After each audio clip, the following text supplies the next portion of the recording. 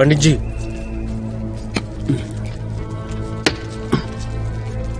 தண்ணி எல்லாம் வேஸ்டா போச்சு. पंडित जी எதிரி நம்மளை விட பலசாலியா இருந்து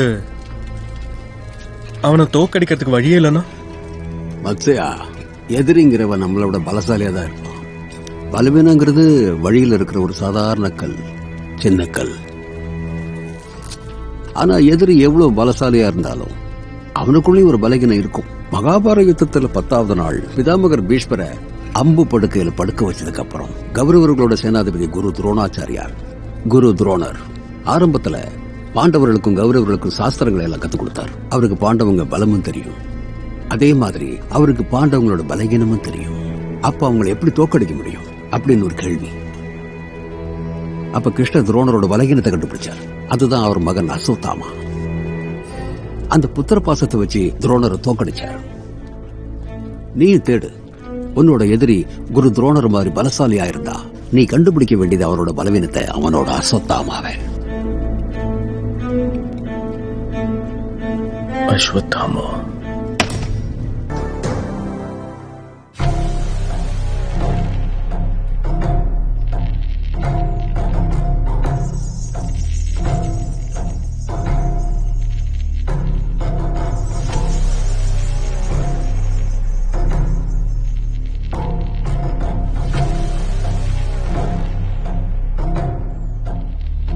ஆட்டத்துக்கு நான் புதுசும் இல்ல, நான் கிரிமினலும் இல்ல. உலகத்திலேயே பெஸ்ட் யூனிவர்சிட்டியில 10 வருஷம் கோர்ஸ் முடிச்சவன் நான். சூர்யா கொண்டு நீங்க என் லிஸ்ட்ல மொதல் விக்கெட்டை தூக்கிட்டீங்க. இப்போ 2வது விக்கெட்டுக்கான நேரம். இந்த வாட்டி உங்களால எதுவும் புடுங்க முடியாது. 24 மணி நேரத்துக்குள்ள உங்க கண் முன்னாடியே நான் தப்பிச்சு போவேன். நீங்க கண்ணை கசக்கிட்டு நிக்க போறீங்க.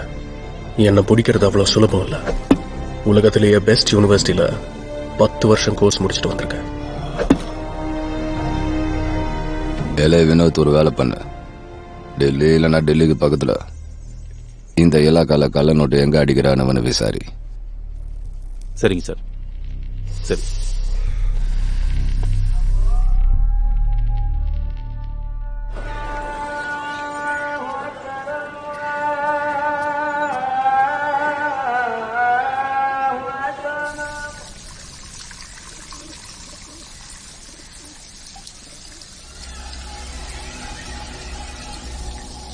अस्सलाम वालेकुम अब्बास मियां.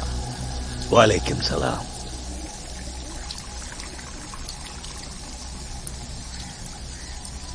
எனக்கு நீர் ஒரு உதவி பண்ணணுங்க. இது இறைவனுடைய வீடு. எல்லாருக்கும் உதவி செய்யறவன் அவன் தான். நம்மெல்லாம் அவன் வீட்டில் தான் குடியிருக்கோம். சொல்லுங்க, உங்களுக்கு என்ன உதவி வேணும்? வாங்க.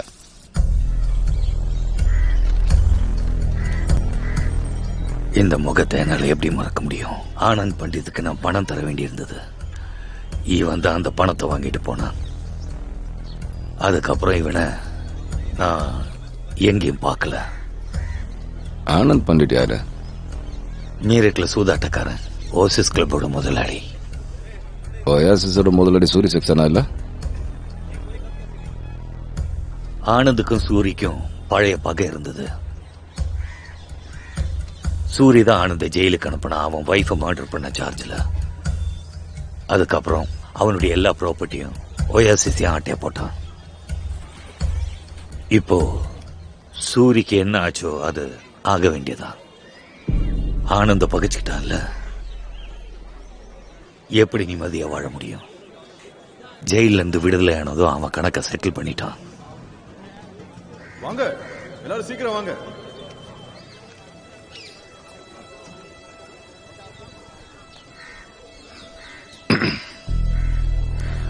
ஆனால நீங்க ரொம்ப புத்திசாலி பாய்.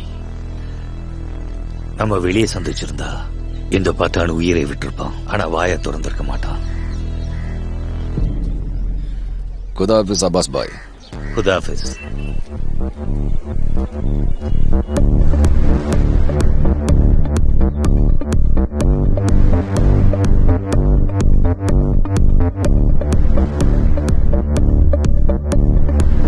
இந்த கன்யாதானம் எளிதல்ல.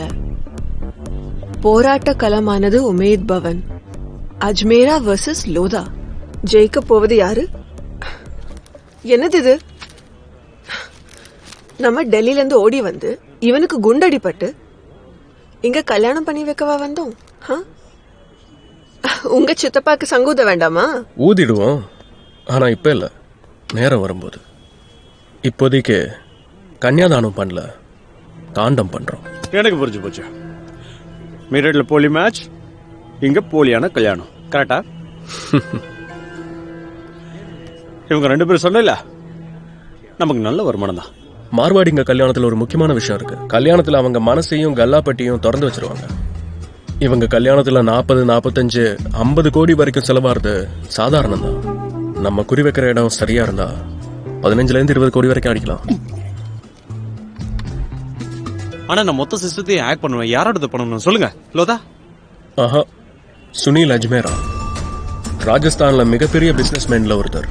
ஒரு சின்ன கடை வச்சுதான் முதல்ல ஆரம்பிச்சாரு. இன்னைக்கு கோடிக்கணக்கில் பிசினஸ் பண்றாரு. வருஷக்கணக்கா அவர் கூட விசுவாசமா இருக்கிறவங்க கூட தான் வியாபாரம் பண்ணுவாரு. மத்தவங்க கிட்ட கூட நெருங்க முடியாது.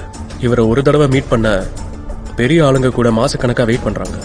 ஒரு விஷயத்தை யோசிக்கிறதும் அதுல முடிவெடுக்கிறதும் எல்லாம் வேகமா பண்றவர் தான் சுனில் அஜ்மேரா. இவ்ளோ ஃப்ராடான ஆளுனா இவனை எப்படி கவுக்கிறது? அவனை கவுக்கிறதுக்கு அவன் கவசத்தோட பலவீனமான பகுதியை நாம உடைக்கணும்.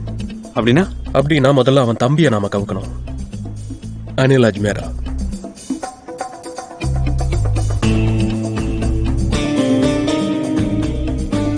அனில் அஜ்மேரா அவன் எல்லா பிசினஸ் டீலும் இந்த ஹோட்டலோட நைட் கிளப்ல தான் நடக்கும். ஒவ்வொரு டீலுக்கு அப்புறமும் அதை அவன் இங்க தான் கொண்டாடுவான். அஜ்மேரா மனசுல இருக்கிற பலவிதமான ஆசைகளை இங்க வந்து தான் நிறைவேற்றிப்பான். முதல்ல அவன் ஃப்ரெண்ட்ஸோட, அதுக்கப்புறம் தனியா.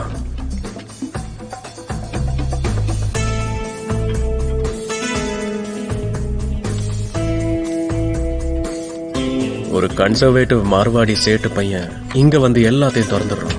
அதனாலதான் இந்த ஹோட்டலோட வில்லா 1. அனில் அஜ்மேரா அவனோட லீலைகளை ஆரம்பிக்கும் போது ஜெய்ப்பூர் காண்டம் ஆரம்பிக்கும். விடுதலை ஆயிட்டான் சார். 2008 அக்டோபர் 3ஆம் தேதி ஆனந்த் தியாகி மெடிக்கல் கிரவுண்ட்ல விடுதலை ஆயிருக்கான். அதை காட்டுங்க. என்னங்க?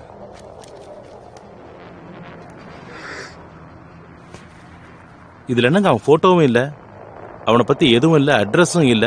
என்னது? நான் வரத்துக்கு முன்னாடி ஜெயில் ரெக்கார்ட்ஸ் ரூம்ல தீ பிடிச்சிடுச்சு. எல்லா ரெக்கார்ட்ஸும் போட்டோகிராஃப்ஸும் தீல கருகிடுச்சு. அதுல மிச்சம் மீதி இருந்தது தான் இது. இவ்வளவுதானா?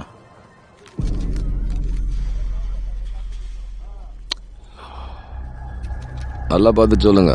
இவனை இந்த ஜெயில நீங்க பார்த்திருக்கீங்களா? அடையாளம் தெரியுதா? இல்ல சந்திச்சிருக்கீங்களா? 4 மாசத்துக்கு முன்னாலதான் நான் இங்க வந்தேன். இந்த ஜெயில 2500 கைதிங்க இருக்காங்க. எவ்வளவு பேரை ஞாபகம் வச்சுக்கிறது? ஒருவேளை பழைய ஜெயிலர் இருந்திருந்தா அவரால சொல்லிருக்க முடியும். ஆனா அவரும் கிளம்பிட்டாரு. கிளம்பிட்டாருன்னா? ஹரிஓம். ஜெயில நிறைய ஆயுள் தண்டனை கைதிகளும் இருப்பாங்க. அவங்க கூட இருந்திருப்பான். பழைய ஸ்டாஃப் யாராவது? இப்பெல்லாம் ஸ்டாஃப் டிரான்ஸ்பர் அடிக்கடி நடந்துகிட்டு இருக்கு. அப்புறம் நீங்க சொன்ன கைதிங்கெல்லாம் செத்தாலும் சாவாங்களே தவிர வாயை திறந்து உண்மையை சொல்ல மாட்டாங்க. அந்த விஷயத்துல நேர்மையானவங்க.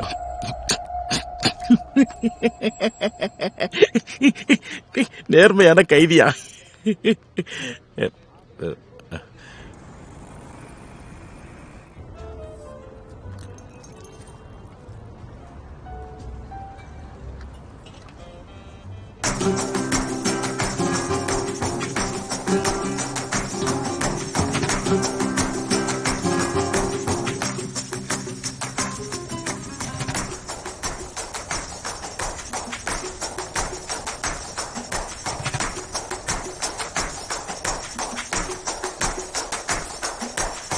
Excuse me? Can I buy you a drink? I don't know. Can you? Anil Ajmera. I own this place. Tina. Nice place. Thank you. Thomas, one Martini, please. make it quick. So Jaipur Suti Pakwa or work? இங்க வந்தது சுத்தி பார்க்க தான். ஆனா என்னோட பாய் ஃப்ரெண்டுக்கு என்னை விட ஒர்க் மேல தான் இன்ட்ரெஸ்ட்.